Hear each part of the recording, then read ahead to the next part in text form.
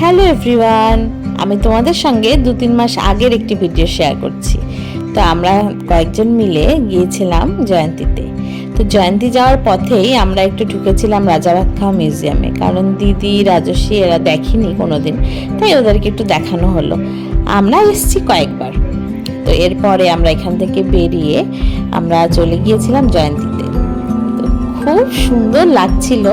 তখন গরম ছিল, কিন্তু খুব একটা গরম ছিল না, মানে গরম কম ছিল, তাই ওয়েদারটা খুব ভালো লাগছিল, না গরম না ঠান্ডা। তো আমরা সবাই ভীষণ এনজয় করেছি ট্রিপটাতে গিয়ে।